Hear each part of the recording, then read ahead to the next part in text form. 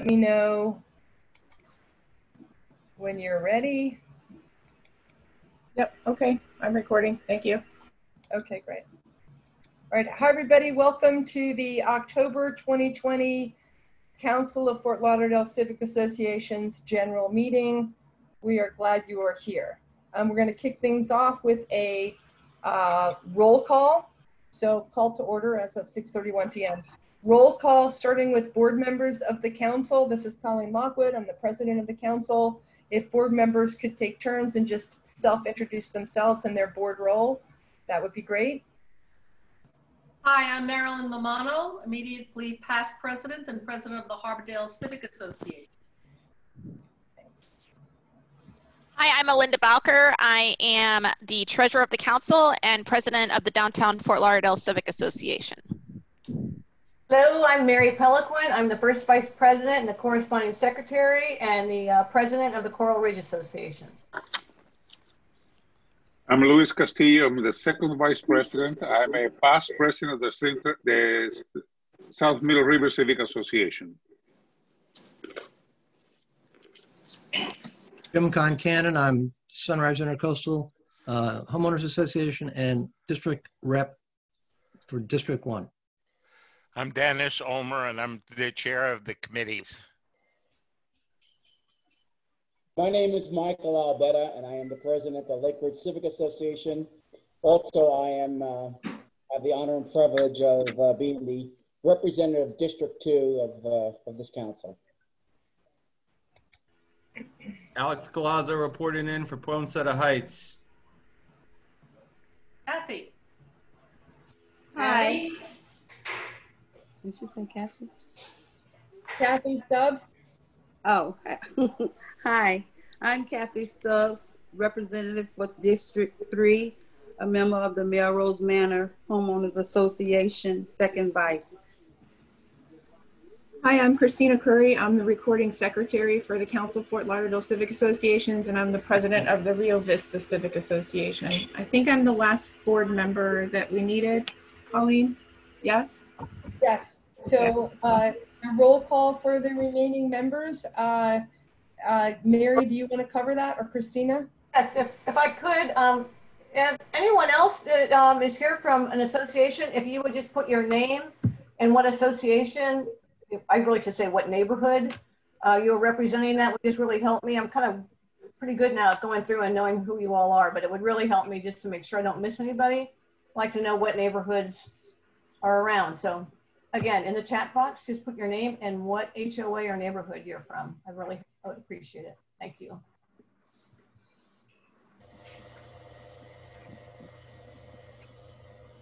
Well, wonderful. As we are completing the roll call, we'll give that another minute or two, and then we'll just go over the agenda for tonight.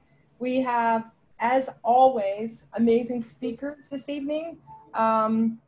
Our Vice Mayor and District 2 Commissioner, Stephen Glassman, will kick things off, followed by the City Manager, Chris Lagerbloom, who's going to highlight some of his work with the Broward County City Managers Association. He is chairing the Committee on Racial Equity and Social Justice for all of the city managers across the county.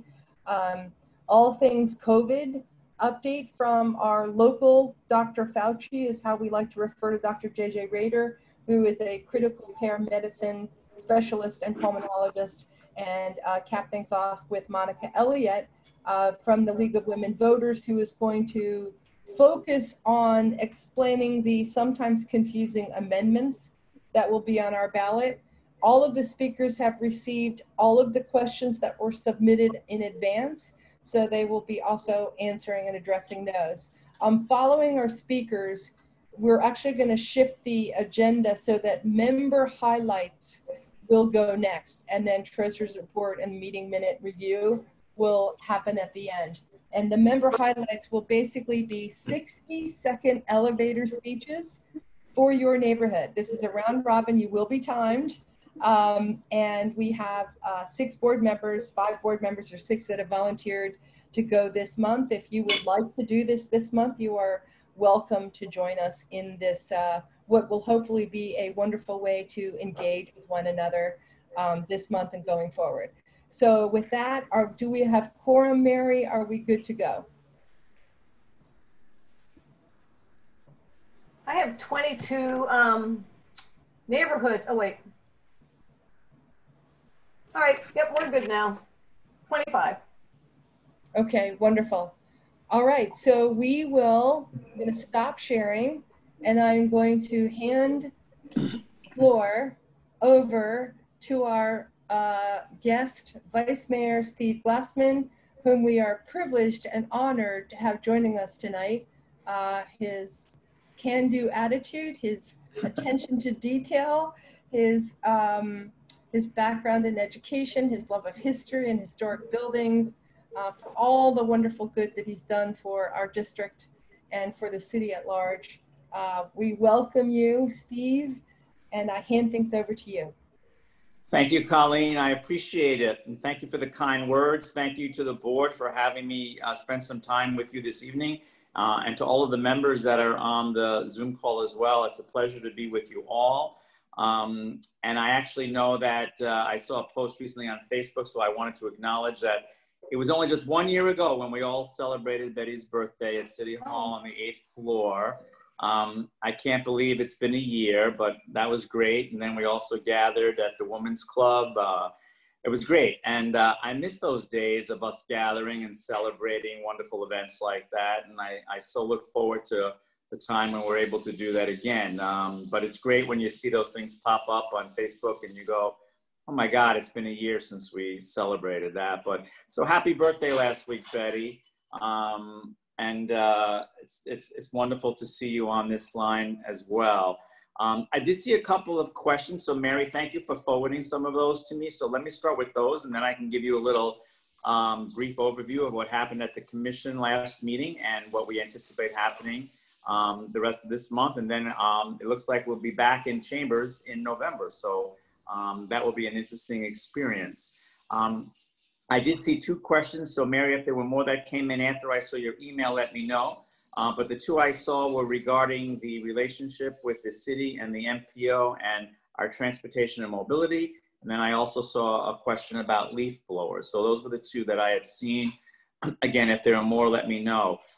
With regards to the transportation and mobility department and the MPO, this has been an interesting journey. Our relationship was just about 6 or 7 months and then pretty much cut short by the county weighing in and saying that there would be some really severe conflicts of interest moving forward on much of the penny surtax projects that we were going to be doing in the city.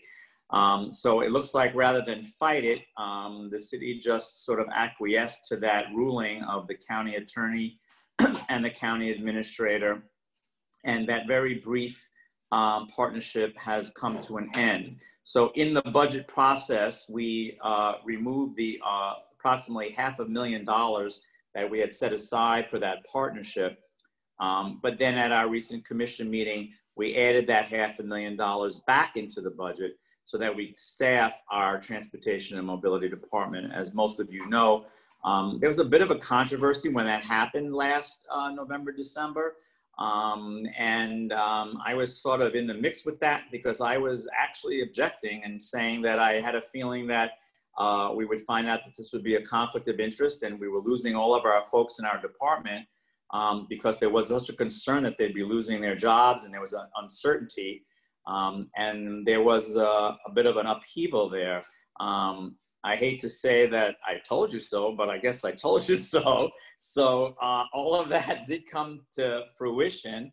And many of my objections at the time actually became reality, and hence that partnership is over. So now we're going to be looking at hiring some more folks to work with Karen Warfel, who is acting as our point of contact and our program manager.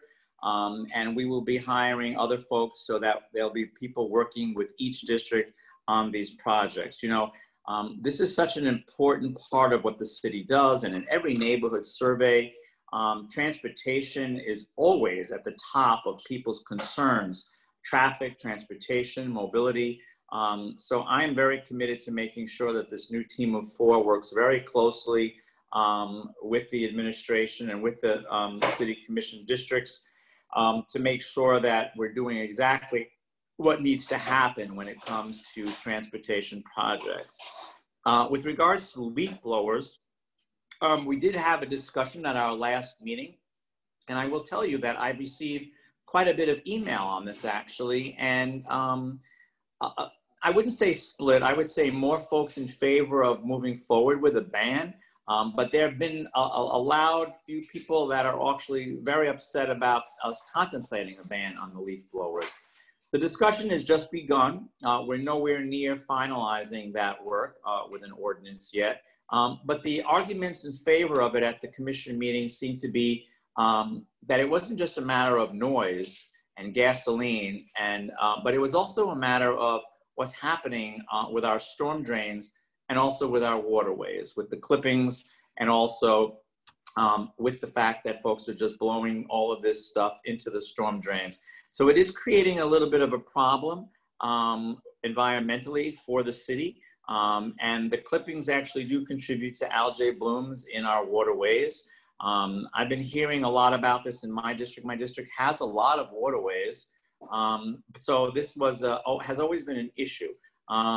Commissioner McKenzie expressed some concern about parts of the city where there really are no waterways. So then why is that important? But then the mayor reminded him that everyone has storm drains. So even if you don't have the waterways, you have the storm drains that are getting clogged with a lot of this. So this is a discussion that's just begun. And I would imagine it will continue. I'm sure if I'm getting as many emails as I'm getting, the rest of the commission is getting emails as well. Mary, before I just go into a quick synopsis of a few things, and I know you have an agenda, busy agenda, is there any other question that popped up since I looked at your email? No, not at this time. So you just go right ahead. Okay, thank you. I would just remind everyone that our next round of King Tides is coming, and it's going to be really soon. So please, it's the 14th through the 21st of October is our next round. So let's do what we all do, and the city does a good job of getting information out about that, so that you can pay attention to all of those protocols. Very important. Our infrastructure work is continuing in my district. We did just approve the other evening at the City Commission a $1,850,000 design build agreement with regards to the Bayshore Drive Intercoastal Force Main. So that's going to be a very important project. As you know, we are going full steam ahead with many of the infrastructure projects. This one will install about 4,500 feet of force main, including 600 feet of pipes, and this will be beneath the Intercoastal Waterway. So that's going to be a very interesting project and a lot of work. One-stop shop came up. The city did agree to accept a proposal. That doesn't mean we accepted a site plan and a definite exact knowledge of what's going to happen on that site, but we began the process. We began the process by accepting this unsolicited proposal until it comes into the sunshine. It's an interesting restriction that the state puts on us in terms of only dealing with this in the shade. So that's how we had our meeting on this. And until such time as the projects are announced, we almost cannot talk about specifics. What I did request though from the applicant was, and by the way, we set a 60-day timeline on this. So anyone else that has a proposal for the 3 acres will have to come to the City Commission within 60 days and make that presentation. At that time, it is my hope that everything will then come into the sunshine because we want to make sure that the neighborhood has as much input and the city has as much input, no matter what neighborhood on this site. Right now, from folks going to the neighborhood in prior meetings, everyone knows that about 1/3 of the site is going to be occupied by a venue, a building that will have a music venue inside and some food courts and a restaurant. The other 2/3, the other 2 acres would be open park space. We'll see how that gets refined going down the road because as many of you know, for instance, with the Becker and the Inter-Miami proposal, I'm sorry, the Beckham Inter-Miami proposal at Lockhart, what first was proposed to the commission, it changed a lot after we got it into the sunshine. and the neighborhood had a chance to really weigh in. So that project is nothing really resembling what was first proposed to the commission. So that's pretty much what's going to happen there. Again, 60 days clock from the last commission meeting for other proposals to come forward.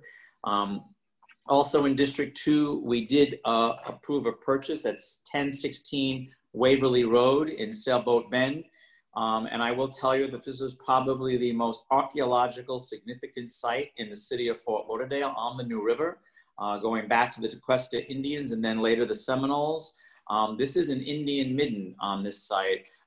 And this is a very, very precious piece of land. We agreed to the contract at our last commission meeting. We will be moving forward. The purchase was $2,540,000. The first time it came to the city commission, I asked the commission not to pass that agenda item because I felt that many people in the neighborhood of Sailboat Bend were not really knowing exactly what the limitations were on the site.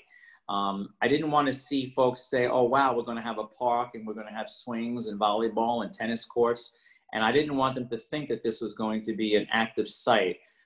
So I asked the neighborhood to come together, have a meeting. I wanted to talk to them, get the input and make sure that they knew that there were no false expectations of what could happen on this site, because we have to be very respectful of the fact that this is an archaeological site and an Indian midden. So there'll be very specific ways that people will be able to navigate across that 2 acres, roughly 2 acres. And what I would love to see is some sort of very strong educational component.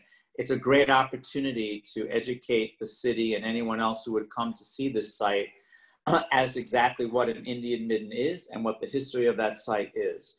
I also requested from my colleagues that night, and I was very pleased that everyone said yes. Staff has now been directed to apply for historic designation of this site and also to apply to the National Register of Historic Places. This would be wonderful to have this site listed on the National Register of Historic Places. So all of that is happening right now. And then at some point in time, we will determine exactly how we can go forward and make this site accessible to the public. There's also an amazing banyan tree on this site. Not quite as incredible as the tree over by the south side of the river, but it's pretty close and it's beautiful. And that too will have to be protected. So we'll do all of that as we go down the road on that. I will also tell you that we did have some good news. We had a walk-on item. As we all know, that we are under a consent order from the state with regards to sewer spills in our waterways. But we did adopt a resolution amending a consent order with the Florida Department of Environmental Protection. They are going to allow us to do in-kind, in other words, projects that will help us clean our waterways instead of paying the millions of dollars in cash fines to the state, which really only makes sense. Why would you want to take that money into the state coffers and spend it God knows where when the municipality that needs to do the work could use that money to do the projects? So that's terrific that that actually happened. And you can read more about that on the city's website as well. We are scheduled to have a virtual meeting on October 20th. And then the governor's order for virtual meetings looks to expire at the end of this month. As you know, we are not meeting on Election Day, November 3rd. I believe we moved that to November 5, Thursday, so that we will be looking tentatively right now to be meeting in City Hall chambers. It will not be a chambers that you will recognize. It's very few seats for people in the viewing audience, with separation on the dais between commissioners and charter officers moving down below the dais onto tables, so that they will be the space that we need, and also separated by plexiglass on the dais. So it will be a very different looking chambers. I will remind you that early voting starts on October 19th. If you are in possession of a vote by mail ballot, I will tell you right now that you should put it in the mail no later than tomorrow. Or just go to the drop-off box at the supervisor of elections on the not on the Andrews side, but on the back side of the governmental center. They have a drop box, or you can wait till October 19, which is coming up shortly, and you can drop it off at any one of the early voting sites. There are 22 in the county. The folks in our city use mostly 4 of them: ArtServe, Coral Ridge Mall, some go to the Wilton Manor site, and then the African American Research Library. Those are the ones that are used. They will all have drop-off boxes. You do not have to wait in line. You do not have to go and vote in person. You can drop off your ballot. But if you are planning on putting it in the mail, just in case there's a problem and they need to reach you, please put it in the mail tomorrow and do not let that ballot sit on your table. You will be able to vote early from the 19th till November 1. And then obviously on election day, the 3rd, all those days are 7 a.m. To 7 p.m. You know me, Colleen, I could go on forever, but I'm going to turn it back to you because I know you have an agenda or if there are questions, but I just have a lot of things to say all the time. So forgive me for that. By the way, census. I heard some news tonight. We might have some issues with the census, folks. If you haven't done it, please do it. But I did hear there was some news. I didn't get the whole full story. But we're still below the national average and the Florida average. So we've got to kick that up a notch. Thank you. Wonderful, wonderful, Vice Mayor. Always love to hear you, and thank you for all you do. A couple questions. I'm not sure Chris is going to be able to join us tonight. So some of the citywide questions that we would normally ask him, maybe we could ask you. The opinion, the official position, kind of the overall perception as you would be willing to share on the Las Olas Art Fair happening or not this weekend. There's been a bit of a bluster about that. And then anything at the state or the federal level, the governor's order, you mentioned the consent order with regard to the cleanup. We have Representative Lamarca on the line to provide a legislative update if that is needed as well.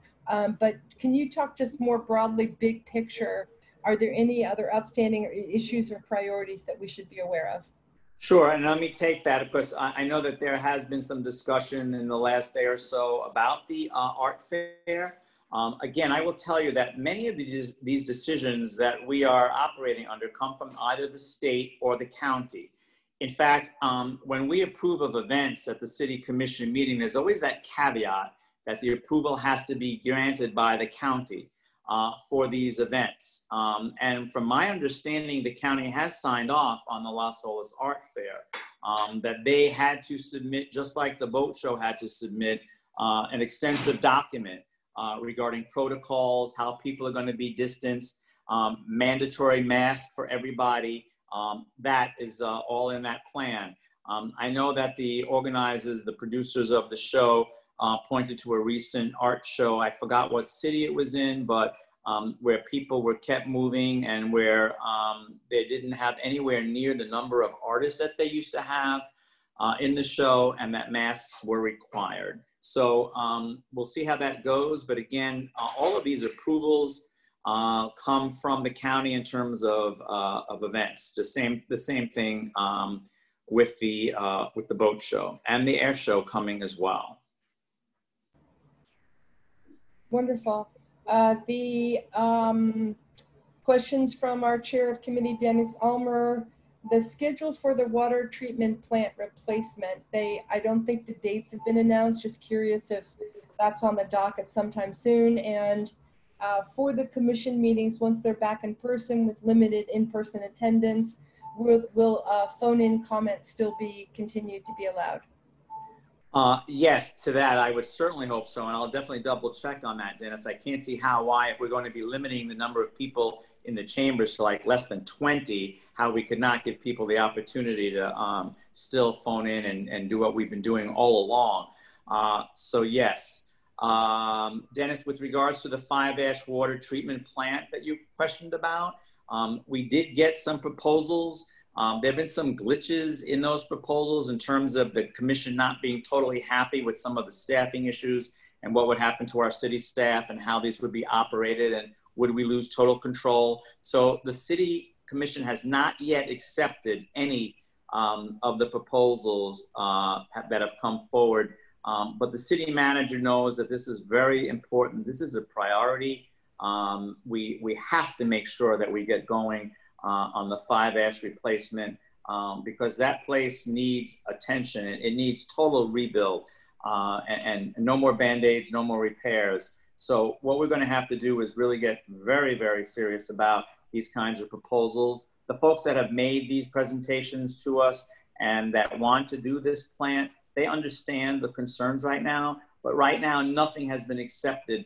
in terms of an unsolicited proposal or a public-private partnership. Nothing has been accepted as of this date.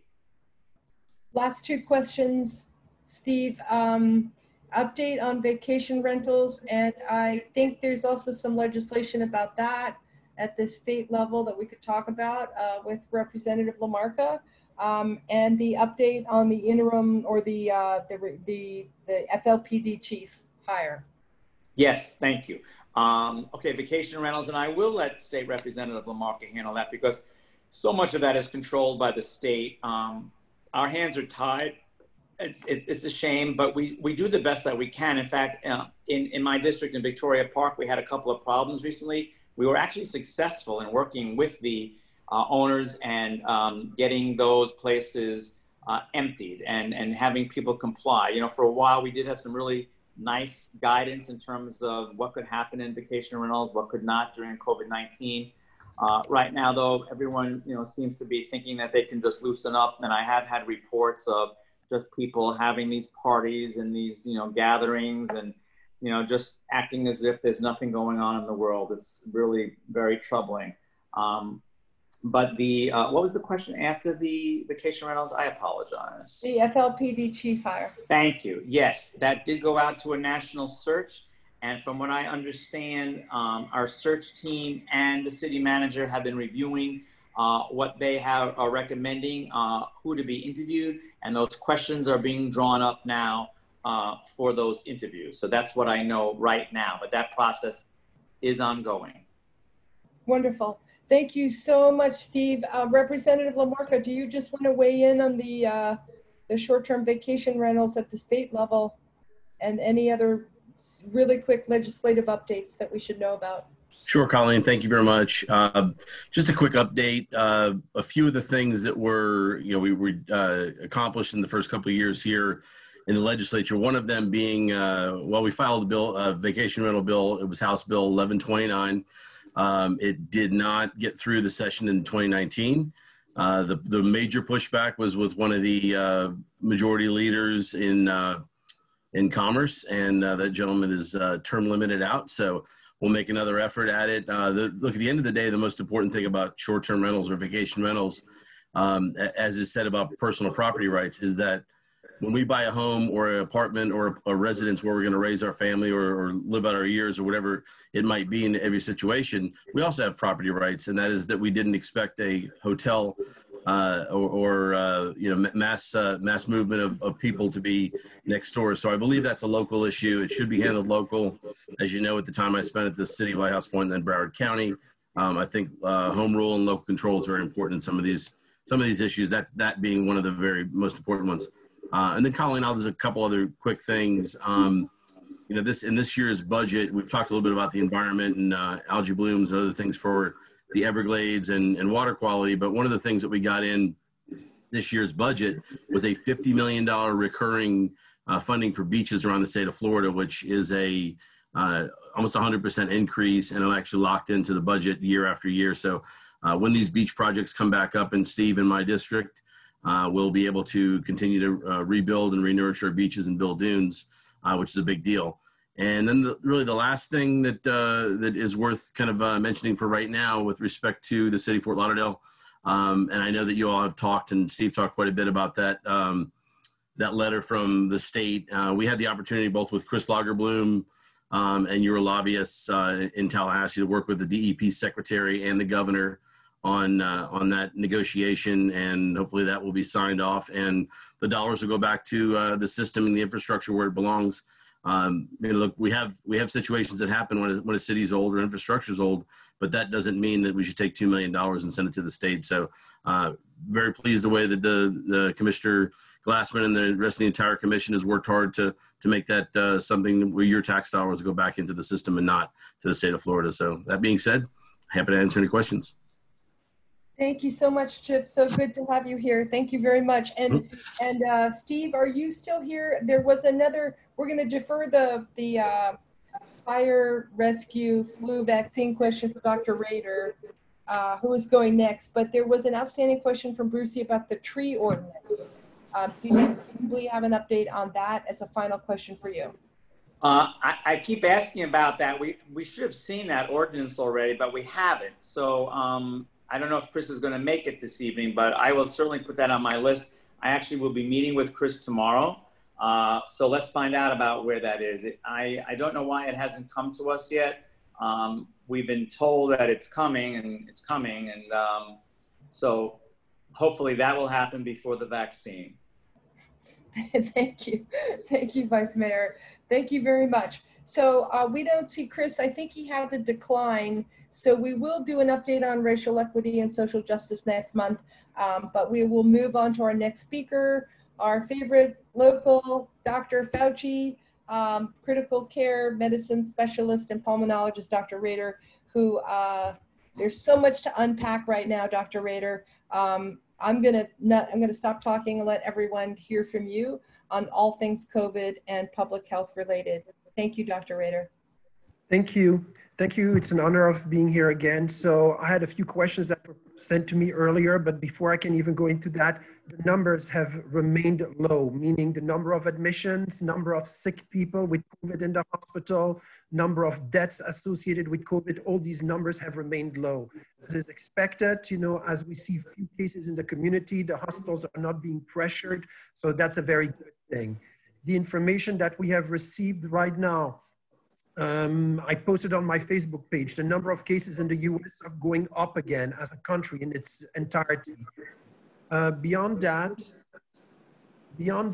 we also know that the numbers in New Jersey and Pennsylvania have started going up, and they had high numbers in April like we did. Their numbers started going up again. So obviously that is a concern. Wisconsin has the highest numbers they have had in the entire pandemic. So the fact that we're doing well is wonderful. It means that the measures we had put in place worked. Now we need to be smart about where we're headed into the future, because it's very, very easy to slip backwards like we have seen in many other places so far. But right now, I think things look very, very encouraging. As far as the tests, there were lots of questions regarding testing. So one thing we need to understand that these tests are not FDA approved. All these tests have come out under emergency use authorization from the FDA. That means they did not have to go through the stringent testing that all normal laboratory tests go through on a regular basis with the FDA. They just needed to self-attest that the test worked, and almost like an honor system. Having said that, there are three major types of tests that are out there. You have the molecular tests, which are sometimes referred to as the PCR tests. You have the antigen tests, and you have the antibody tests, which also are sometimes referred to as serology. Now, when it comes to the molecular test, that makes up about 170 different types of tests. So that is a little bit all over the place. So if you look, and I'm going to need to define things because some people may not understand this concept. You have a concept that refers to as false positive and false negative. False negative means that the test comes back negative, but the person indeed still has disease. So it's not really negative, it should have been positive. The flip side of the coin is a false positive. That means the test comes back positive, but the person does not have the disease. It was a false positivity of the test. So we need to keep that in mind. So the false positive test is usually uncommon. That means that there is a contamination that happened in the lab, and that's usually true for most of the PCR tests. So that's uncommon. The false negative rate on those PCR tests is anywhere between 2 and 37%. So it is not a very narrow margin. As I said, 170 different companies have tests on the market. So it would be nearly impossible for me to tell you test A is really good, test B is really bad. I can tell you at my facility, we use one test, which is called the Gene Expert, which tends to be incredibly reliable. Then we have another test, which is called the Abbott Rapid ID, which tends to be towards that 37% false negative rate. So unfortunately, there are not enough reagents around. So hospital system and healthcare system need to use a mixture of the better tests and the tests that are not quite as good in order to come up with something that is reasonable. So what have people done to accommodate that? Some labs now are doing what's called pooled testing. So they take 16 people, they combine the tests of those 16 people into one, and they run one test. If that one test is negative, that means that the entire 16 people now are in the clear, and they only used one test and one set of reagent to test 16 people. On the other hand, if it comes back positive, then they go and test those 16 people individually on the sample they already have. Now that works very well, like right now when we have a very, very low level of disease. So that is being done by some labs, and that's very encouraging because it allows areas of the country that need more reagent and more testing to have that kind of resources available. The second type of test, the antigen test, there are only two of them that I could find that were doing that. And the false negative rate there is about up to 50%. That means 50% of people that get tested with that may come back negative and actually have disease. So it doesn't tend to get used a lot. As far as the antibody test, the serology test, there are 37 of them that currently have emergency use utilization. And those numbers are accurate as of the last week. In those tests, we know that the false negative rate can be as high as 30%. The reason for that has to do with timing. Now, when you do an antibody test, you need to have mounted an immune response to the disease. So first you get exposed, then you mount an immune response, and then those tests come back positive.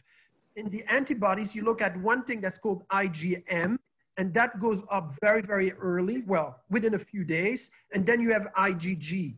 Now, one spikes early and drops off early, and the IgG starts going up later, but stays higher for longer. The problem is that research now indicates that the antibody titers wane within about 6 months to a year. That means that somebody that was confirmed as having COVID in 6 months or a year from now, when you do these antibody tests, they may actually be negative.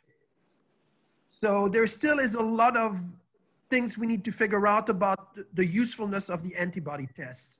So that gets us to the next question. What about doing these tests at home? So there are 9 companies currently that have emergency use authorization by the FDA for home testing. These tests run anywhere between $109 and $155, and they either need to have a saliva specimen or a nasal swab specimen. Well, I don't know about you, but if I had to go and shove that probe up my son's nose, I think I would have problems. I have no problem doing it to any one of you, but if I have to do it to a family member, it becomes much more difficult. Hence, the specimen may not be very good, and hence you increase your false negative rate. The other thing that we know is it is incredibly important how the specimens are collected, stored, and transported. So if there is a drop-off in any one of these, for example, the specimen is heated during transport here in South Florida. It stays on the truck outside for an entire day. The specimen may be no good, and now you get a false negative again. So I'm still very, very hesitant about these at-home tests because you don't know the quality of the specimen, and there is concern about how the specimen was transported and handled until it reaches the lab. So that obviously is still a very large concern. So to summarize, what I would recommend is one of the tests that use the deep nasal swab, meaning the one that goes and tickles the brain, the one that is uncomfortable, because those tend to be the most accurate, and have it collected by somebody that has experience. So that really would give you the best results as far as testing is concerned.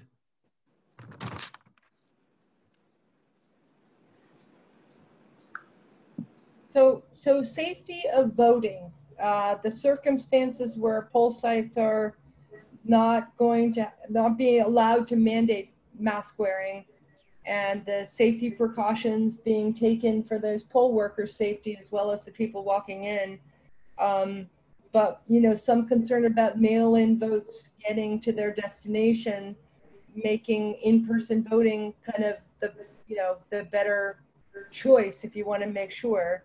How do we balance the risk on this? What is the relative risk of a polling site?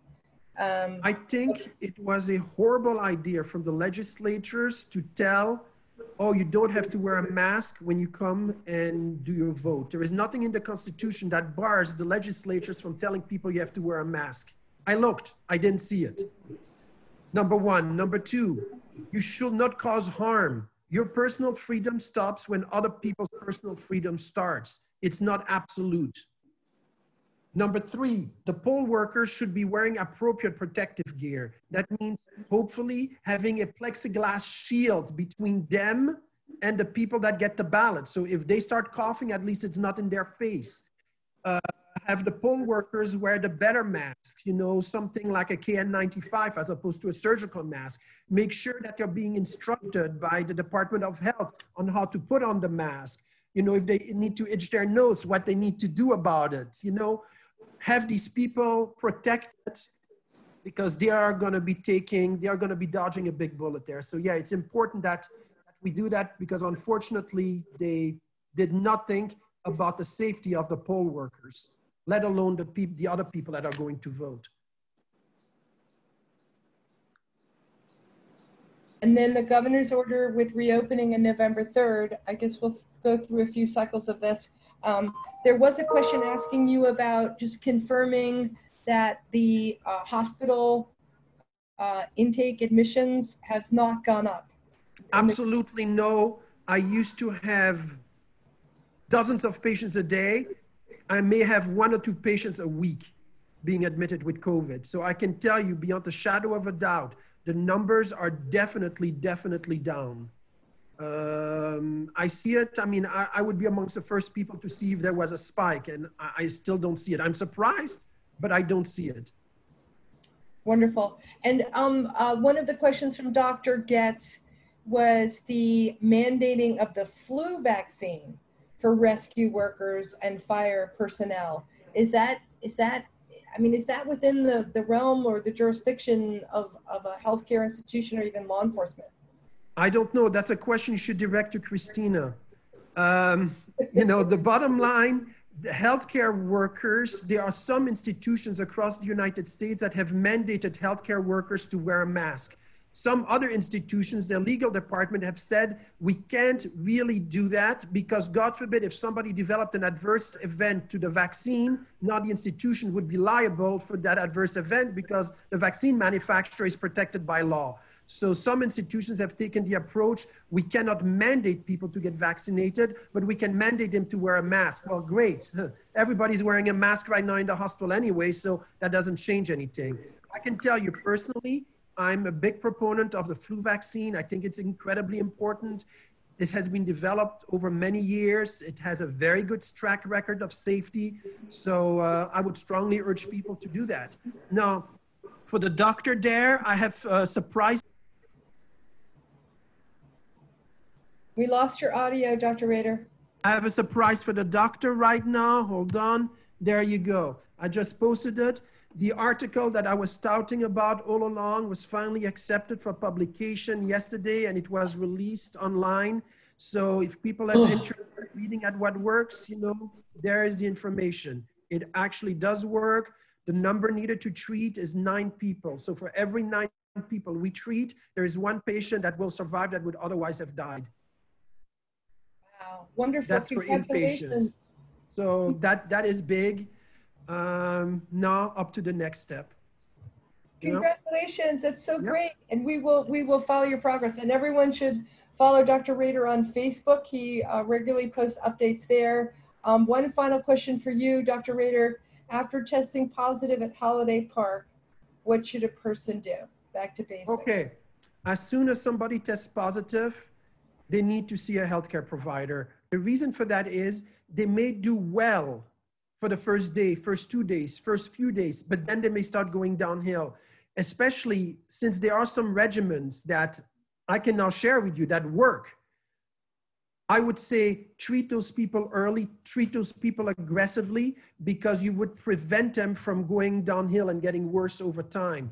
There are studies that have come out of Egypt right now where they treated family members of people that tested positive for COVID. The people that were not treated, over 50% of them developed COVID down the line. Of those who were treated, less than 5% developed COVID.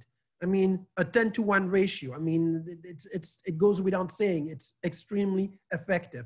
So if they were positive, I would say, go see your healthcare provider. If they don't want to treat you, I don't want to advocate on this forum, but I will. You know, they can reach out to my office. I would be happy to treat them. It makes a huge difference. Now, there is one more thing I want to share with you right there. Sun Sentinel article was just released a few hours ago. The schools have just recently reopened, and surprise, surprise, you can read it for yourself. I'm not going to waste your time right now. There are cases that are starting to happen in the public school. And the concern is that if the public schools are not implementing aggressive measures like some of the private schools have implemented, this may not go as well as some of the private schools. But wait, watch, and see. But the article is right there. I shared it with everybody. Thank you. That's very helpful. Very, very helpful. Wonderful updates, Dr. Rajter. We could listen to you all night long. Thank you so much. We are actually going to go back to the agenda because City Manager Chris Lagerbloom has joined. We will, Chris has offered to highlight this month his work with the Broward County City Managers Association, the work on racial equity and social justice. He will also address the questions that were submitted in advance. He will touch on each of those as well. So with that, Chris, I'm going to hand the floor over to you. Thank you so much for joining us. And thank you, Dr. Rajter. Great. Good evening, everybody, and thank you for having me again. This is an evening I look forward to every month to talk and chat with this group of neighborhood leaders from Fort Lauderdale. So Colleen is correct. I will take in order tonight talking about the work that we're doing in the county as it relates to racial equity and social justice, and then I will be happy to touch on the questions that were pre-submitted. So let me jump right in. After the events that we had in May and since then, one of the things that we have as a county is a Broward County City and County Manager Association. It's comprised of members who are either city managers, assistant city managers, deputy city managers across all 31 cities in the county. We put together a small working group, and I was asked to chair that committee in making recommendations for how we bring about change in Broward County, how we don't stop talking about the narrative that has started. And I want to let you know that we have continued pushing on that path. We did a position statement and took that position. That was actually published on a national basis with the International City and County Management Association and their monthly newsletter for others to follow.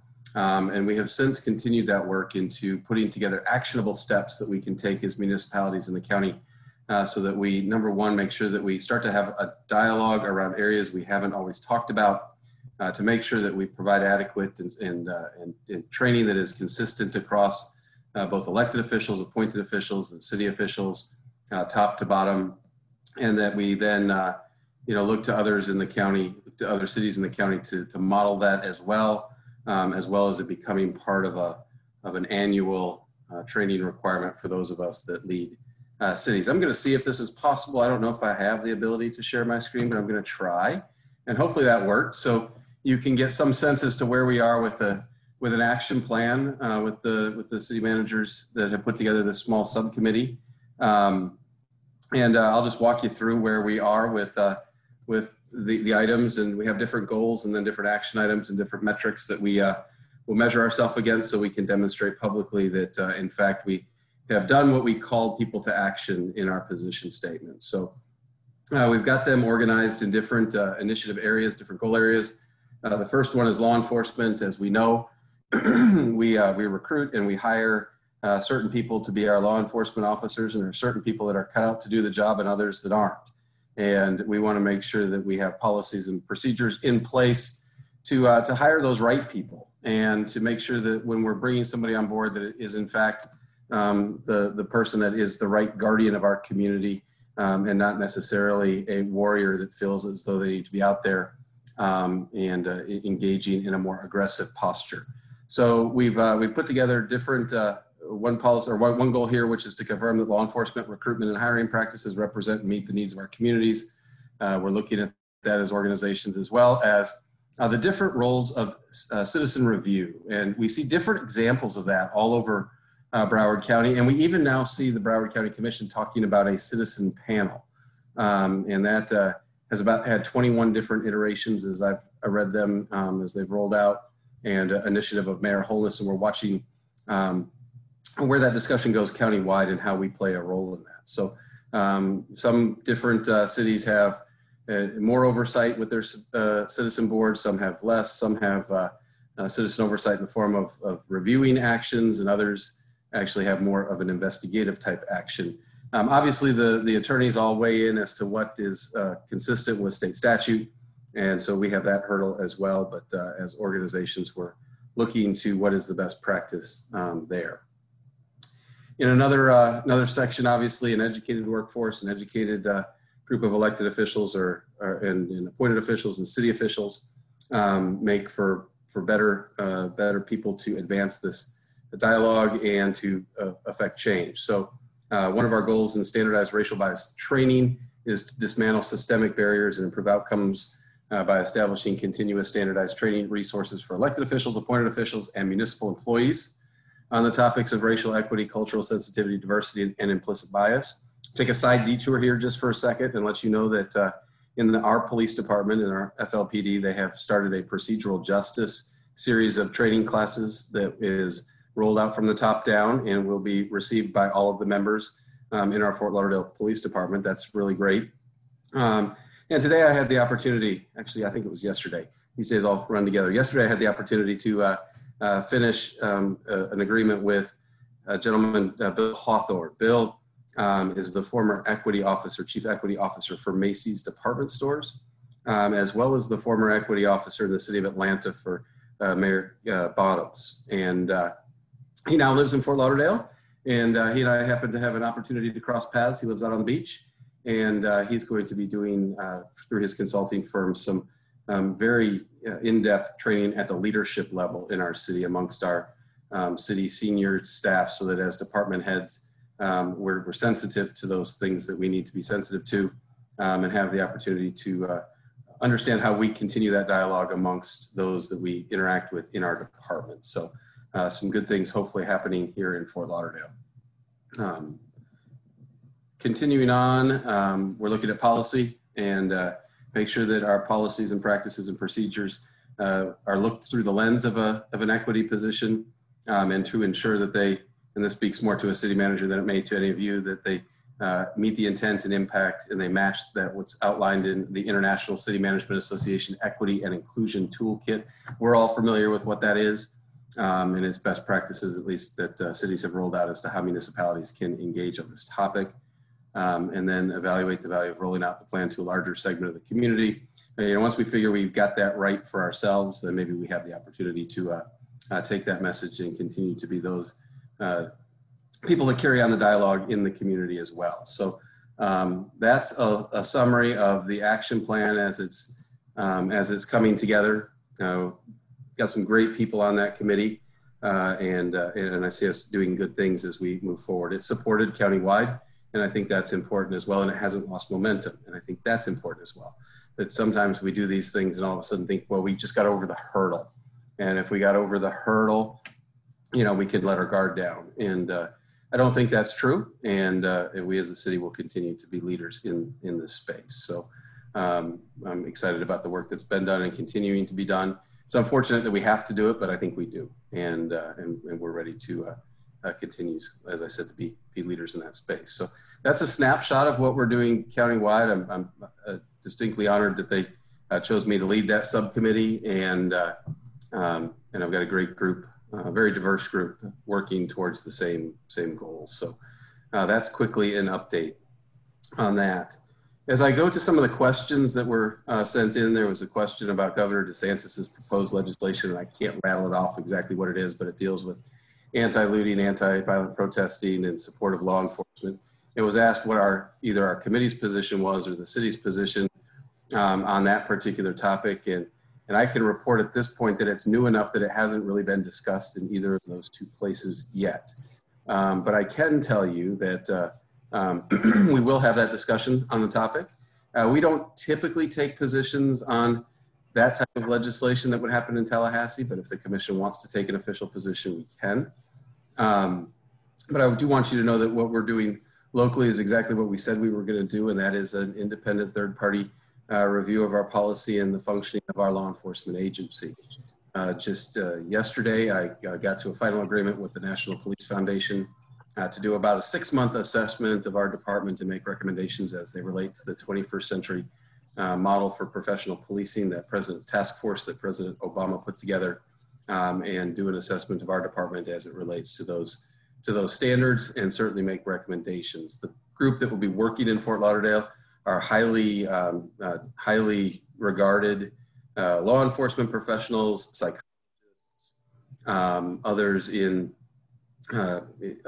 very professional roles that will take a position in a deep dive. And just because it says police in the name of the foundation doesn't mean that all of a sudden that we're bringing in somebody that is aligned with the police. And I want that to be very clear, that this is a group that's highly sought after, and only because we have the name Fort Lauderdale were we able to get somebody of their caliber to come in and do a management analysis for me, so that as I'm working forward, making a recommendation on our next chief and moving the department forward, have some background and independent assessment to be able to do that. The department is welcoming to it, and so this is not one of those things that has been met with resistance.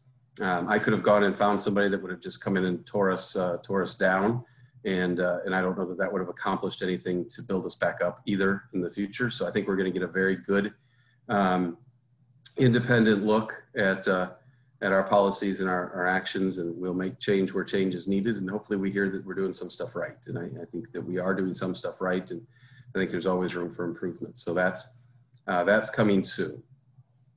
With respect to the police chief recruitment, we had over 80 people apply. As I have reported here before, we used a national executive search firm to help us identify our next police chief. I gotta tell you, the environment's a little tough to recruit in right now. Not a lot of people that are looking to move that might otherwise be mobile. And Florida's a difficult state to recruit in, because simply by putting your name in the hat, you become part of a public record that then is disclosable. And we've already had 2 public record requests for the list of people that have applied for this position.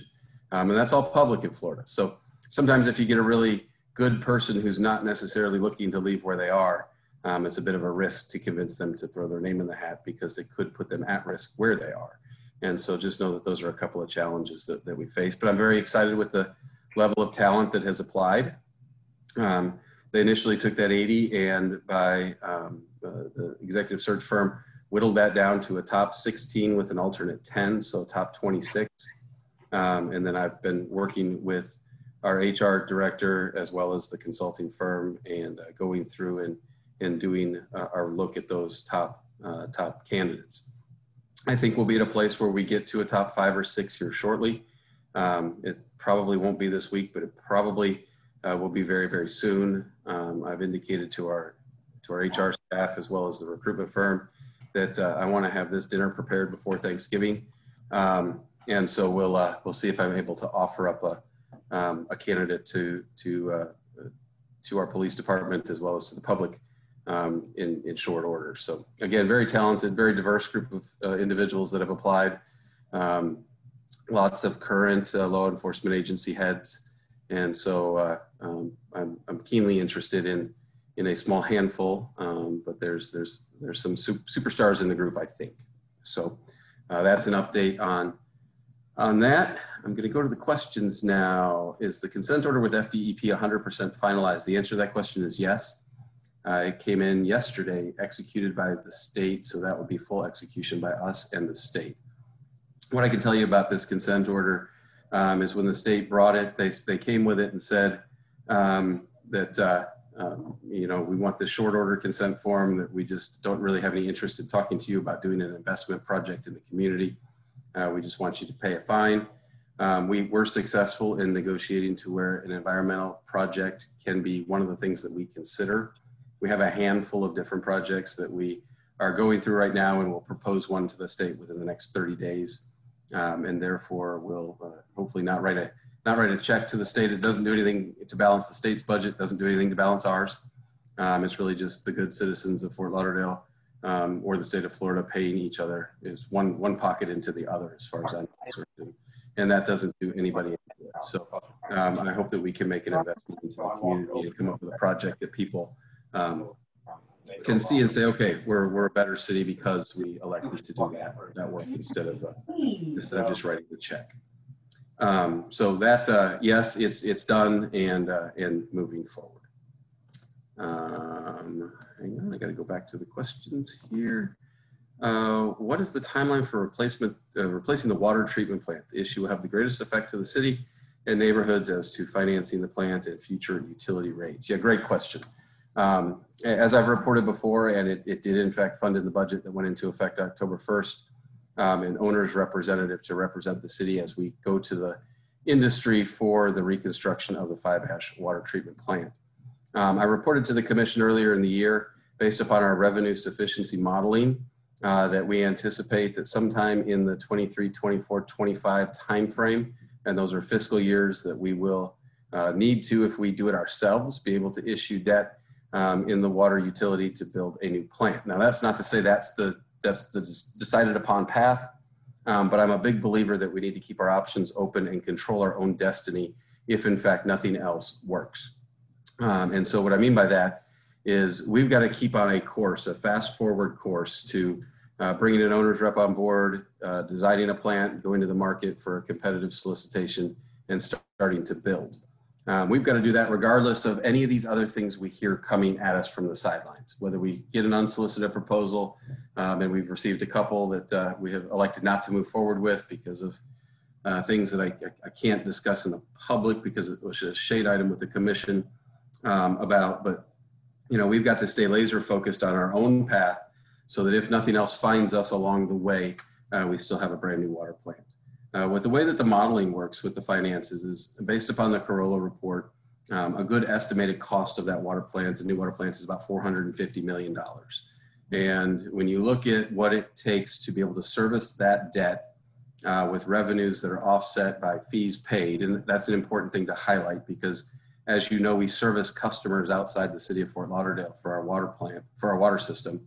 You know, if we recover revenues through fees, then that's not just the citizens of Fort Lauderdale paying for a new water plant, it's everybody we serve as well. And so it makes sense to look at that, be the location that we could, you know, raise revenue, issue debt, backstop that debt, and service that debt with some type of a revenue bond. At one point, I was looking at the revenue modeling and it said, you know, you can keep your rates relatively flat, but then in order to finance the $450 million and be able to get a decent enough rating to get low enough interest on that quantity of revenue, it takes about a 30% increase in the cost of water in 1 year.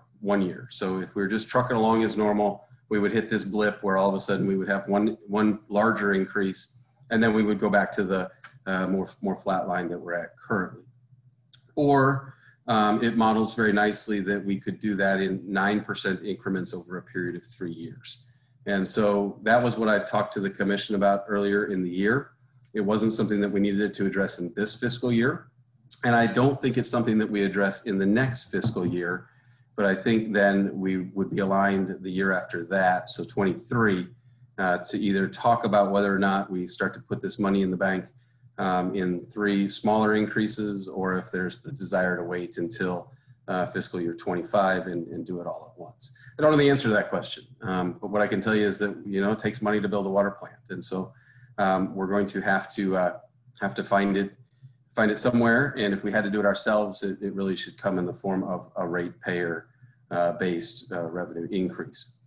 Along the way, we might have the private sector come with an idea for a public-private partnership. We talk about these P3s all the time, and whether we can leverage private dollars to capitalize a new water system. And then whether or not that's a design, build, and hand over system, or a design, build, operate, maintain, finance type arrangement, there's a plethora of different ways that you can structure a deal to do a water plant. The good thing is that water's made all over the world, and so we're not the first people to build a water plant. So we'll weigh through all of our options. Obviously, we'll keep the commission well informed, and they can drive where we ultimately go, or drive what they think is the right policy direction. But I think we have to keep multiple options open so that we're not caught flat-footed with all our eggs in one basket. So along the way, I anticipate we'll see several different options, and we'll pick what's best for the city. So hopefully that answered that question. I'm envisioning right now that by the time we do design, construct, and flip the switch over to a new plant, the question was a timeline. It's modeling right now to about fiscal year 2025. So that will give you an idea. 5-Ash is functioning well. It is an older plant, as we know. It has its issues, but it's not as though it has stopped producing safe quantities of drinking water, and it will serve us well until we get the new plant on board. You'll see on the commission agenda in November where we do some resiliency projects at 5-Ash to keep it functioning at the level it needs to function at while we design and construct and start to operate a new plant. That is that question. Let me go to one last one. This was Dr. Getz's question, I believe, about firefighters and mandating a flu vaccine. Had some discussion on the topic. We're certainly encouraging the flu vaccine. I got a little bit of pushback, say a little bit, I got a decent amount of pushback from our fire union as to requiring a firefighter to take and receive medical treatment. And so I get where that's coming from too, but we're certainly encouraging flu vaccines, as well as soon as a COVID vaccine is out there. To the extent our firefighter paramedics can administer that vaccine, we've offered them up at any of the locations in Fort Lauderdale to be mass distributors of a vaccine when it becomes available. So, and Colleen is telling me we need to move on to take one more question, and I'd be happy to take one more question, and I think I've used up the balance of my time. So yes, Colleen, happy to take a question. That's great. We are actually running a little bit behind. So if you don't mind, we'll defer questions until next month, or take them in email format through the council's communication channels. I'm very grateful to you, Chris. That sounds great. My son's up playing baseball at Holiday Park, so I'm going to take off this tie and I'm going to go watch a little 16-year-old baseball. So you all have a great night. Wonderful. Thank you, Chris. Thank you very much. Thank you. Always. Okay, so fabulous speakers so far. We now have our final speaker, the president of the League of Women Voters of Broward County, Dr. Monica Elliott. She holds a PhD. The League urges everyone to be an informed voter and know what your candidates will do if elected. She is here tonight to give us an update on specifically the amendments that will be on our ballot, but we also had a number of questions roll in for her. We're going to try to squeeze this all in around 10 minutes. We will see how that goes, but with that, Monica, I'm going to turn it over to you, and you should have the ability to share your screen as well. Thank you, Monica. Okay, thank you very much. So I am sharing my screen, I hope. Yes. Okay. So the League of Women Voters, just to inform people, we are nonpartisan, but we are political, but we never support or endorse a political candidate or a party. Just also to remind people that the biggest group of people in the 2016 election were those who didn't vote. And we want to point out some of the issues in Broward County. We have a lot of registered voters. We're probably one of the better counties when it comes to registering voters, but we don't always get out there and vote. And this is just an example from 2016 presidential election and the 2018 midterms. And just for Broward County, so like the 2016 presidential election, we had almost 330,000 people who are registered voters who did not vote. The difference between the candidates for president across all of Florida in that year was almost 113,000. So yes, we are always going to be the focus point when the election occurs. So moving on to the amendments, there are 6 constitutional amendments this year for the state. 4 of them were initiated by citizens initiative ballots. Other 2 were proposed by the legislature, and those are the 2 at the very bottom there. So first off, the citizenship amendment, amendment number 1, sponsored by the Florida Citizen Votes. What this is going to do is change the language in the Florida Constitution from saying every citizen of the United States may vote to only a citizen of the United States. The pro for this is that it clarifies the wording to remove the possibility of voting by undocumented persons. And we would just like to state that this is a very rare occurrence. And so the con is that this is an unnecessary language change. Amendment 2 has to do with the minimum wage. And this would be raising the Florida's minimum wage. Currently, it is $8.56 an hour. And that, if you're a full-time worker, that comes out to roughly $17,800 a year. What this amendment would do is that it would start out raising the minimum wage to $10 per hour, effective September 30th of next year. Thereafter, you have a wage increase of $1 per hour until it does reach $15 per hour in 2026. After 2026, any future increases shall revert to being adjusted annually for inflation. So again, the current Florida wage is $8.56 an hour, and this would increase it to $10 and then increase it $1 per hour thereafter. So the pro for this amendment is that it would allow minimum wage workers in Florida to earn enough to afford basic household necessities. And even at $10 an hour, that comes out to $20,800 a year. The con is that it's going to add expenses that will hurt businesses. There may be less hiring and fewer hours for those people. And then those labor costs are going to be passed on to consumers. We would also point out that this minimum wage applies not only to the private sector, but also to the public sector.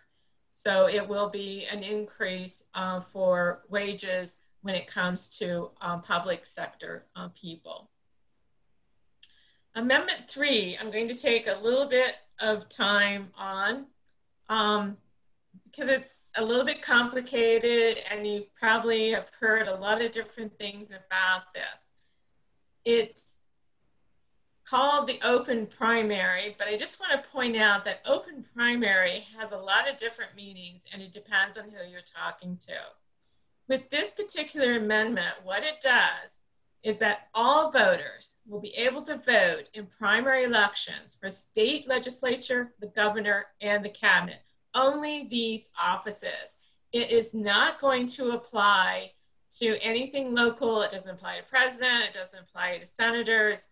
It's only the state senate, the state house, the governor, and the cabinet. And when we talk about the cabinet, we're talking about the attorney general, the chief financial officer, and the commissioner of agriculture. So the summary, it allows all registered voters to vote in primaries regardless of political party affiliation. It establishes a top 2 open primary system. So for example, if this is a race for the governor, all candidates for the governor would appear on the same primary ballot. No Republican, no Democrat, all candidates. Then the 2 highest vote getters would advance to the general election. So this could mean you could have 2 Republicans or 2 Democrats facing each other in a general election. If only 2 candidates qualify to begin with, then no primary would be held at all, and the winner is determined in the general election.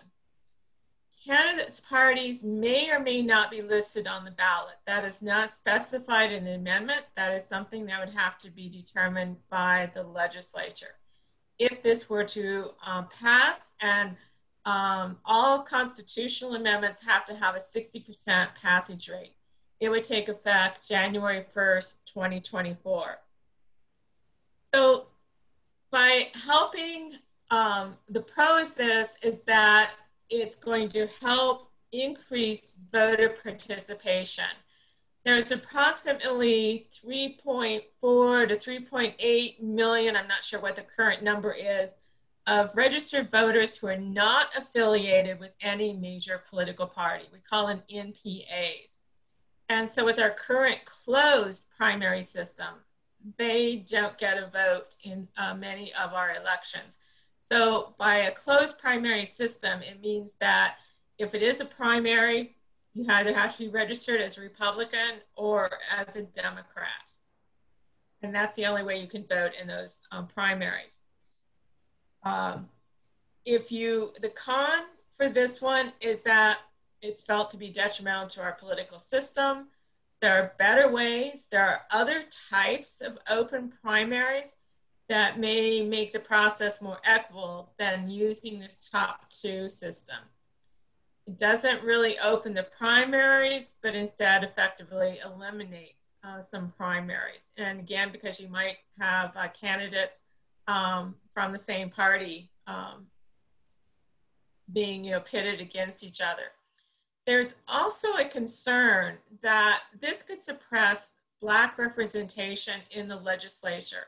And this is based on the current makeup of legislative districts. And we have to remember that Broward is kind of this little bubble. And I'm just putting up here on the screen what's happened like in the August 2018 primary election. And it just illustrates a couple of things. One is that, again, that Southeast Florida tri-county area is a little bit different than some of the rest of the state. But also that this is an example. Now, this is because it was the closed primary system. You only had the Republicans and Democrats voting and no NPAs. But this brings up one of the points that people opposing this would indicate is that if all things had been equal here, we actually would have had DeSantis and Putnam running against each other in the general election in November, because Putnam had more votes than what Gillum did, because we had at least four, and there was actually, I think, 6 altogether, Democratic candidates in that particular election. The other thing, again, going back to why we think it might suppress minority legislators, is, again, Florida is a very diverse state. The tri-county area is kind of this little bubble.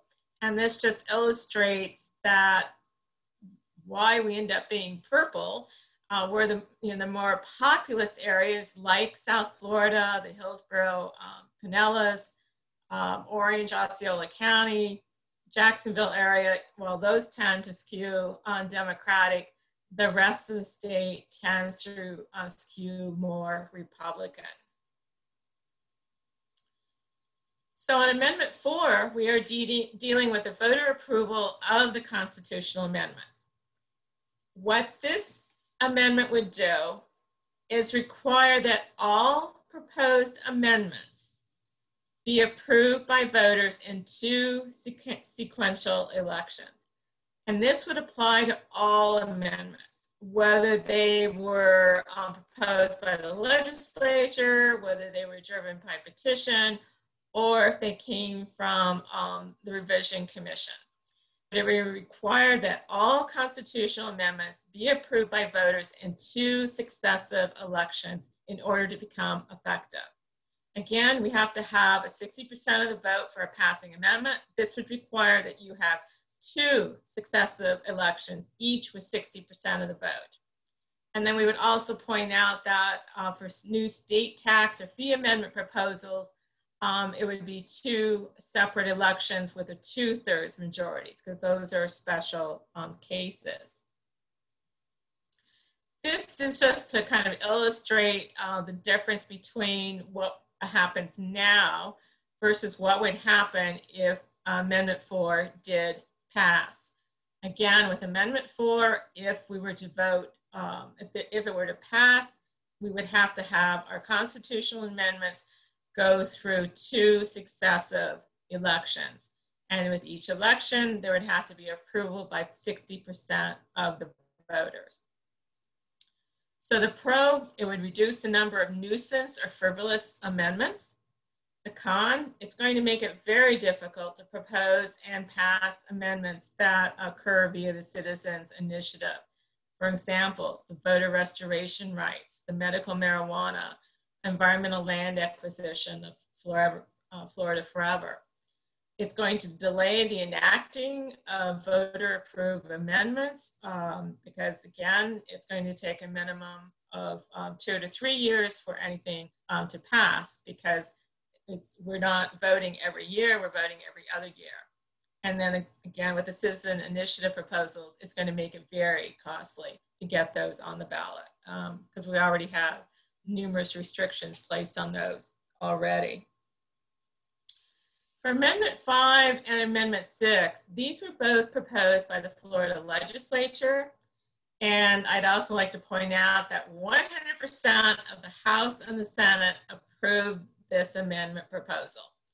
So there's widespread agreement on this. What it would do is it would extend the time period to transfer the Save Our Homes tax benefit. And this was an amendment that passed in 1992.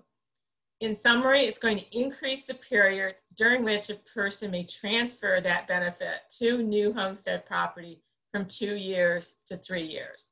The pro, it simply allows more time for homeowners to purchase a new home and still transfer that benefit. The con is that local governments would lose some money. But I would point out that all the county appraisers in Palm Beach, Miami-Dade, Broward, they are all in favor of this amendment. Because essentially we're trying to fix something that's already in the Constitution. And that's also true with the veterans tax discount. Again, this was proposed by the Florida legislature. We already have it in the Constitution that there's a homestead property tax discount for veterans with permanent combat-related disabilities. What this one would do if it passes is that a benefit gets transferred to the surviving spouse. Currently, if the veteran dies, the spouse is going to see an increase in their property taxes. So essentially, this is just simply passing it on to the surviving spouse of that veteran. So it's correcting an oversight.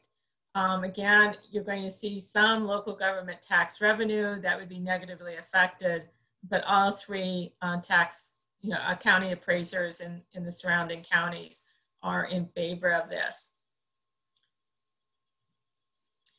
One place that you can go for more information, because we're going through this fairly hurriedly, is to the League of Women Voters of Broward County, our website, www.lwbbroward.org.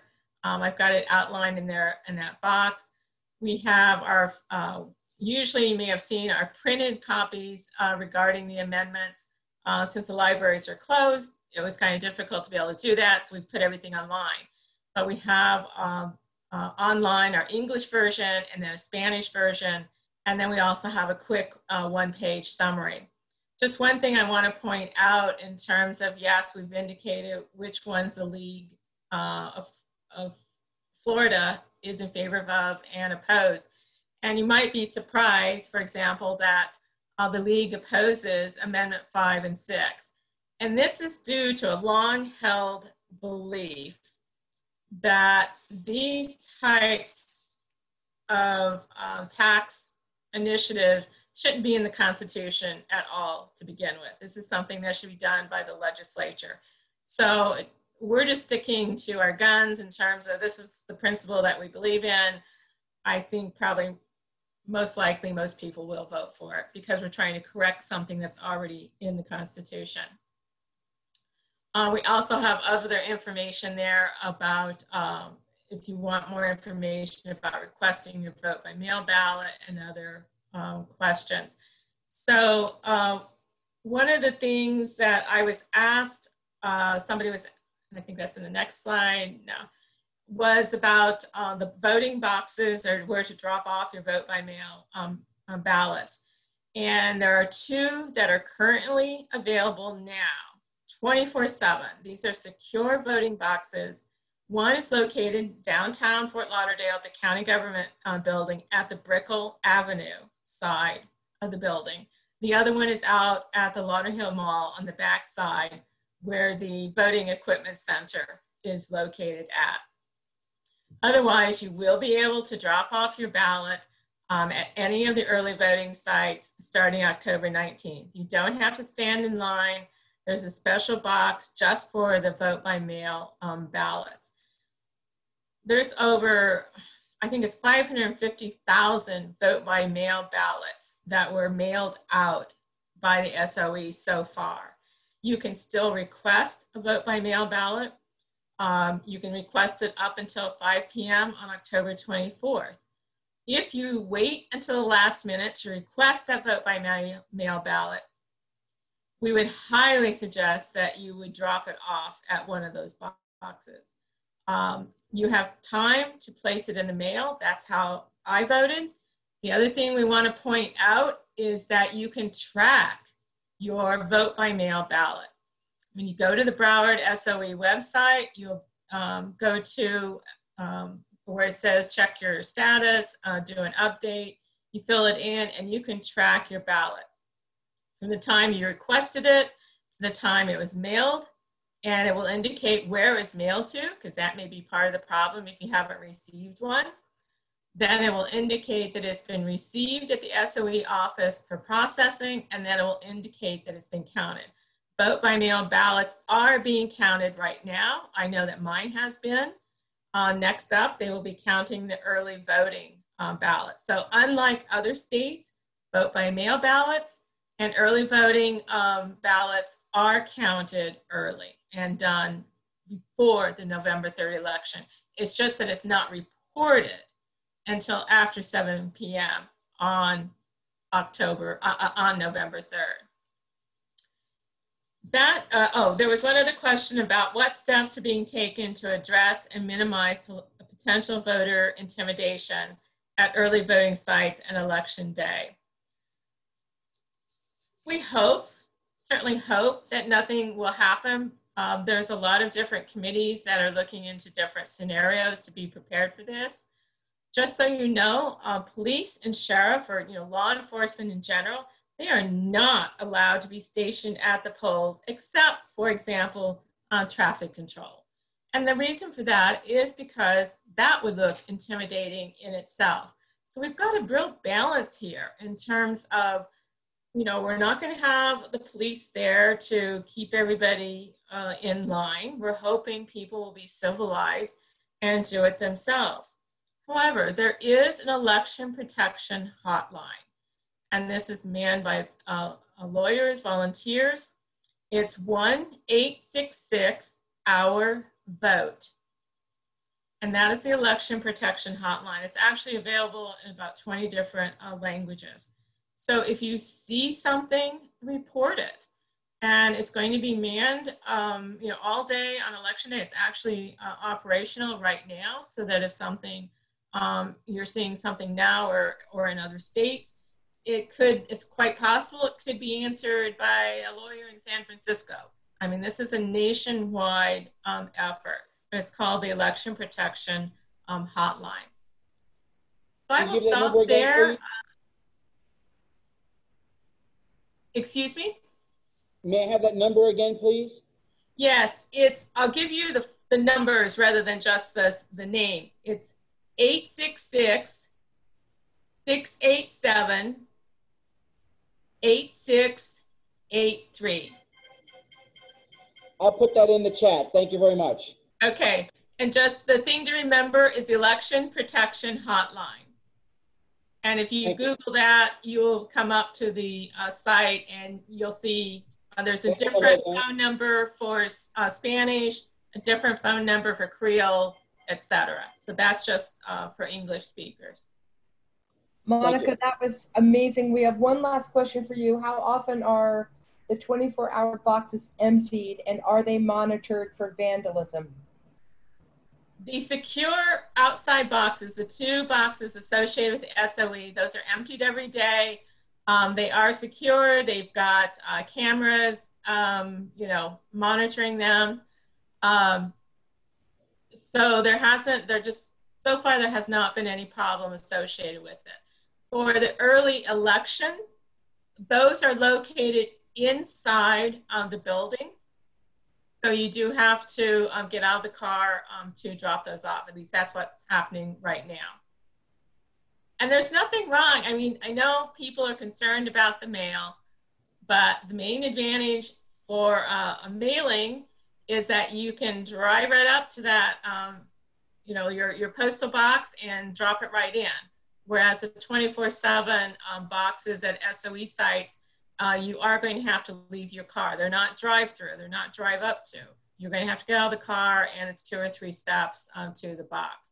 But if somebody is disabled, I would say that, you know, using the Postal Service is the way to do it. The other thing to know is that you can take multiple ballots, you know, vote by mail ballots to the drop-off boxes. So if you have neighbors who are not able to get out or don't want to get out, it is perfectly acceptable to take their ballot to the vote by mail boxes. There is nothing that hinders you from doing that. What we tell people is just be sure you are giving it to somebody, you know, that you trust, obviously. Monica, that was just fabulous and so timely and so valuable and so incredibly important. I was not placing my vote until after I heard your remarks on the amendments tonight. So really clear, very, very helpful. Board Member Albetta, I believe you wanted to make a comment on the council's behalf as well. Yes. Monica, we want to say thank you very much for taking your time and coming this evening. We have a very long relationship for many years. I would say since I've been with the council and also Lake Ridge Civic Association of holding candidates night, judicial night, debate night. Very informative. And I want to thank you very much for coming out again. And we applaud you. And we look forward to see you again the next general election. Thank you. Thank you. You're very welcome. Monica, I don't know if it'd be possible, but we'd love to share out your PowerPoint with the membership after the fact as well, if that is possible. That's one thing that we don't do, is we don't share our PowerPoints, but you're really, the information is at the League of Women Voters website, and that's actually a better place to go because we can go in, it goes into more detail. Okay. And it's also going to tell you who is supporting the amendments and who is not supporting the amendments. I didn't have time to go into all that. Okay. Well, this meeting is... I just want to point out is the vote411.org website. If you're still looking for information about candidates, if the candidates have responded, the information is there. And that includes down to the city level. Right. So we will share that website and your website in the meeting minutes. And by the way, this meeting is recorded and will be uploaded and shared on our website. So people will see the slides that way, but we won't share the actual copy. So thank you, thank you, thank you. Can't thank you enough. And we look forward to having you back. Maybe after the election to explain it, to explain it all afterward. All right, so, okay, everybody, we're now gonna move on to the neighborhood round robin. So this is the first month we're doing this. If the folks that are going to help be timekeepers for this could get their stopwatches ready.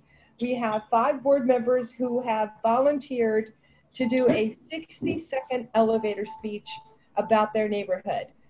What they would say to a friend that isn't familiar with where they live. What would they want that friend to know? And I'll leave it at that. And we are going to kick things off. Are the folks that are timekeeping ready to go? Let's start our stopwatch. Okay, so I believe Mary Peliquin, a board member Peliquin from Coral Ridge Civic Association, is going to go first. Mary, when you're ready, the floor is yours. I'm the president of Coral Ridge, which is bordered by Sunrise Boulevard to the south, Delaware Highway to the west, Oakland Park Boulevard to the north, and the Intercoastal Waterway to the east. There are over 2,500 front doors and a population of approximately 5,800 people. The average age is 58, which I'm not. This year we have 2 sewer breaks and thus received many miles of new sewer pipes. We are looking forward to the redesign of Bayview Drive in the next 2 years and possibly improvements to 26th Street from Bayview Drive west of Federal Highway. There are 2 parks, George Inglis Park and Coral Ridge Park, and 1 fantastic school. And the reason we moved here many years ago, that school is Bayview Elementary School. Our latest newsletters may be viewed on our website, coralridgeassociation.org. There are several helpful links on the website, including code concerns wherein you can anonymously turn in your neighbors for code violations. Any of the board members of Coral Ridge can be reached on our website also. The Coral Ridge Association was started in 1949, making it 71 years old, and it is one of the very few things around here in the neighborhood that is a little bit older than I am. Boom. And that is how it's done. Congratulations, Mary. Thank you for leading the charge. So that's fantastic. So we have 4 more neighborhoods that have signed up. So I'm just going to offer it out. Michael, Jim, Luis, or Marilyn, who wants to go next? Okay. Marilyn. I'll go next. Who? Kathy will? I sure will, yes. Okay, all right. Kathy, when you're ready, say go and we will time you. Are you ready? Do you have to start the clock? Yes, go. Okay, go. Okay, I'm the representative for District 3. I'm a member of the Melrose Manor Homeowner Association, and I'm happy to live in District 3. It's very quiet, well maintained. I think we have a very inviting and welcoming community. I call it the central hub because it's close to all of the attractions, local attractions, meaning we have like a Walmart, we close to Publix, we're right next to the BSO, stop in Maryland, the BSO office. We have plenty of parks and playgrounds. Our neighborhoods really consist of single family homes. But right now we've started to have some additional like mid-rises coming up. The values of our homes are increasing and you would love to be a member of District 3. Thank you. Beautiful, right on the nose, 60 seconds. Thank you, Kathy, that was beautiful. Okay, who would like to go next?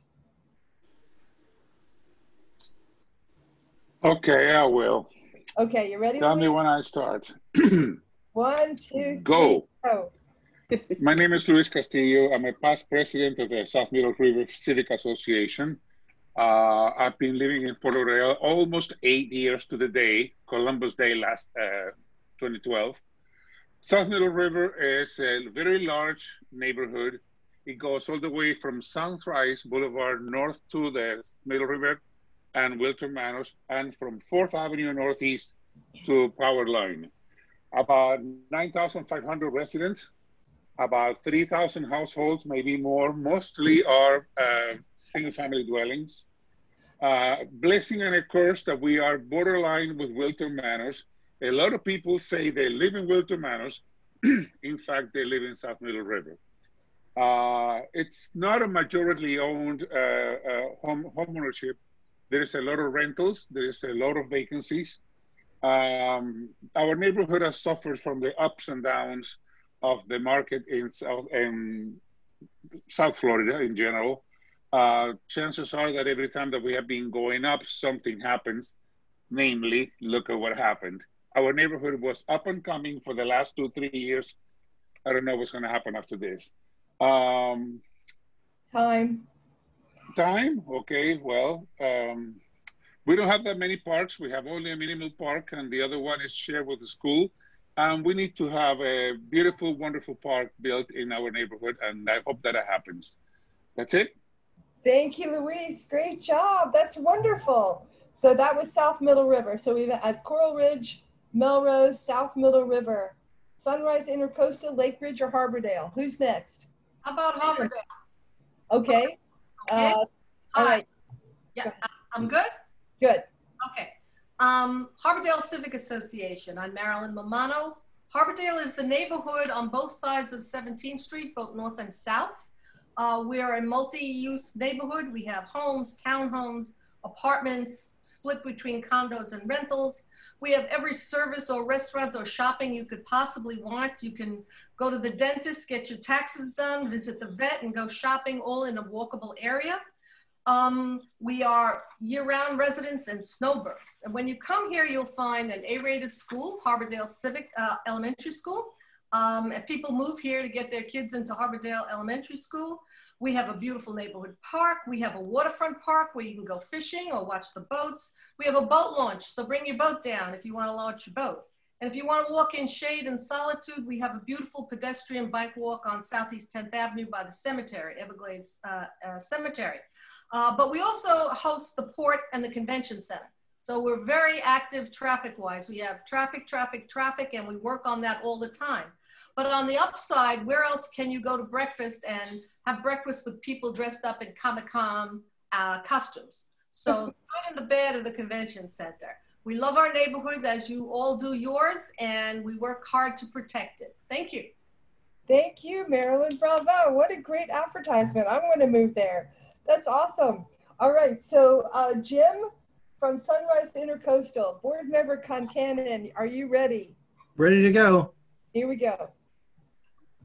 Good evening, folks. Thanks for the opportunity to talk about our neighborhood of Sunrise Intercoastal Homeowners Association.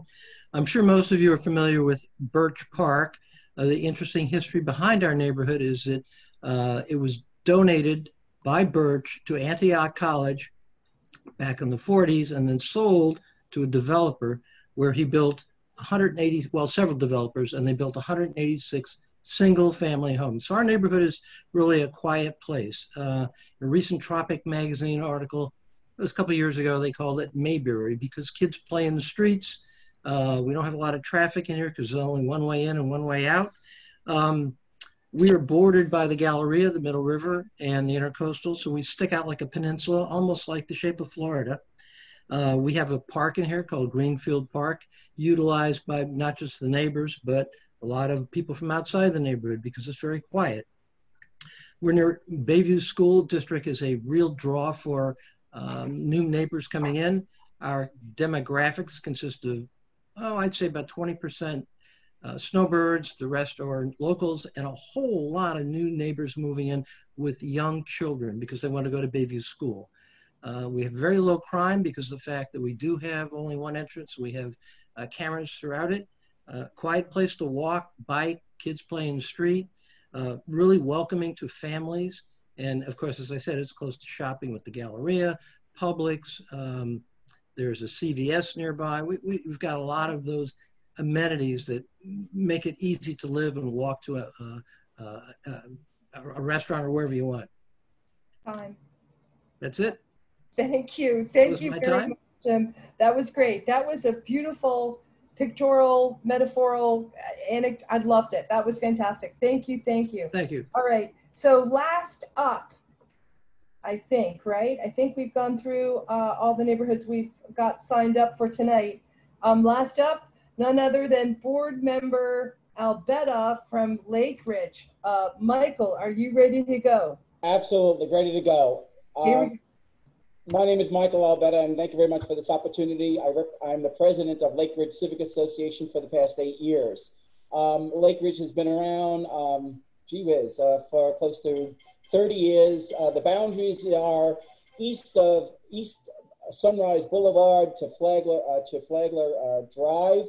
Take Flagler Drive to northeast of 13th Street. 13th Street, go east to Federal Highway. We take in Sanctuary Church. Take all of Federal Highway going south back to Sunrise Boulevard. A potpourri of wonderful restaurants, Croissant Time, Cafe Vico, Casa D'Angelo, J-Marks, Padrinos, and then you have, it keeps on going. We have Publix right inside there. We have over 3,000 residents, but we're very proud to it. I want to see Hal Barnes say this. Our trees, we have the best canopy tree section going. We planted over 500 trees, and we're strong with that. And he's smiling right now. And let me tell you something, we are very proud of that. We're known as Green to You routine. Thank you to my Vice President, Lynn Alsassa. That's Mrs. Green Queen. And we're constantly in there. We're famous for our street closes. And let me keep on going. We just have a couple of brand new businesses coming. And so, did I finish my time? Yes, yes. Thank you. Thank you. That was wonderful. Oh my gosh. I just want to applaud all of the board members that shared their neighborhood overview and summary. Excellent job. Really, really well done. And I think maybe, Marilyn, your suggestion that we kick things off at the beginning of the meeting with these is a fantastic idea. So maybe we can do that next month. But all of the members from all the neighborhoods, please think about signing up to do this next month. We'd love to hear from Poinsettia Heights, from all of the other neighborhoods out there. We'd love to hear from you, and the more creative, the better. Really, really well done.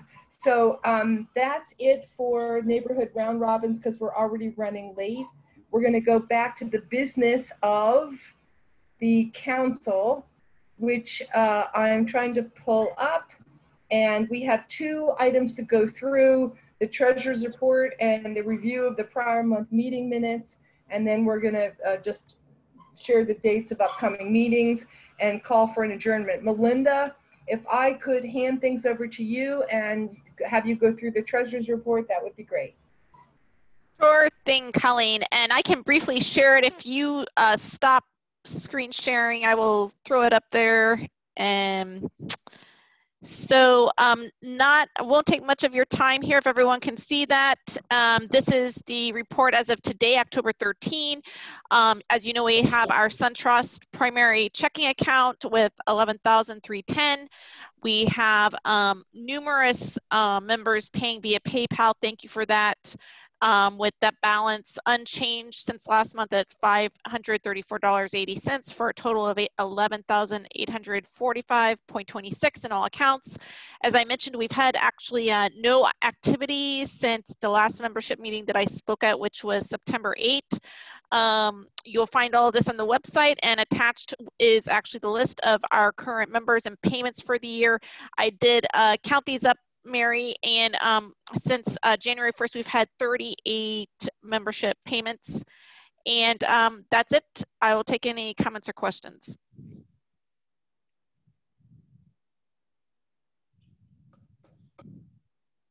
Sounds like it was a good report once again. Melinda, thank you so much. All right, so last item on the agenda is approval of prior month's meeting minutes. Any discussion, any edits from anyone? Otherwise, I ask for a motion. Move to approve. Second. Second from Jim. All in favor? Aye. Aye. Any opposed? Okay. All right, great. Minutes are approved.